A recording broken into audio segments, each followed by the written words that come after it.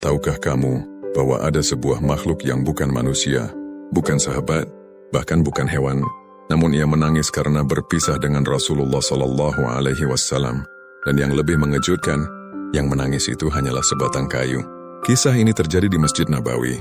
Dahulu Rasulullah Sallallahu Alaihi Wasallam biasa berdiri dan bersandar pada batang pohon kurma saat menyampaikan nasihat kepada para sahabat. Hari demi hari, batang itu selalu dekat dengan manusia paling mulia di muka bumi. Ia mendengar ayat-ayat Al-Quran. Ia menjadi saksi turunnya wahyu. Ia merasakan lembutnya suara Rasulullah Sallallahu Alaihi Wasallam. Sampai akhirnya, kaum muslimin membuatkan mimbar agar Rasulullah Sallallahu Alaihi Wasallam mudah terlihat oleh semua orang. Hari itu Rasulullah Sallallahu Alaihi Wasallam tidak lagi bersandar pada batang kurma tersebut. Beliau berdiri di atas mimbar. Dan tiba-tiba, suasana masjid berubah menjadi hening. Terdengar suara tangisan yang sangat memilukan. Tangisan itu membuat para sahabat terdiam. Bukan tangisan manusia, bukan pula suara anak kecil, namun suara rintihan yang keluar dari batang kurma itu. Batang kayu itu menangis, seakan tak sanggup berpisah dari Rasulullah Sallallahu Alaihi Wasallam. Subhanallah. Para sahabat mengatakan, suara tangisnya terdengar seperti unta kecil yang kehilangan induknya.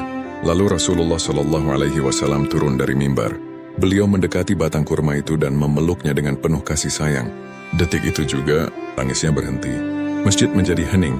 Banyak sahabat meneteskan air mata karena menyaksikan keajaiban yang luar biasa itu. Jika batang kayu saja bisa mencintai Rasulullah Sallallahu Alaihi Wasallam, lalu bagaimana dengan hati manusia?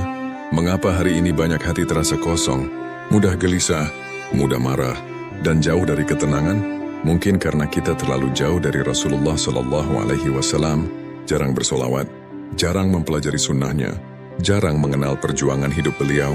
Padahal, semakin dekat seseorang dengan Rasulullah Sallallahu Alaihi Wasallam akan semakin lembut hatinya. Kisah ini juga mengajarkan bahwa seluruh makhluk mengenal kemuliaan beliau. Bahkan benda yang tidak bernyawa pun merasakan cinta kepada beliau. Maka jangan sampai hati kita lebih keras daripada batang kurma. Mulailah hari ini. Luangkan waktu untuk mengenal Rasulullah Sallallahu Alaihi Wasallam.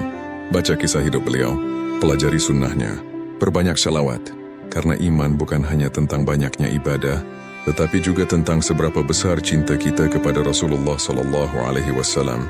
Dan mungkin hati yang selama ini kosong akan kembali hidup ketika mulai dekat dengan beliau.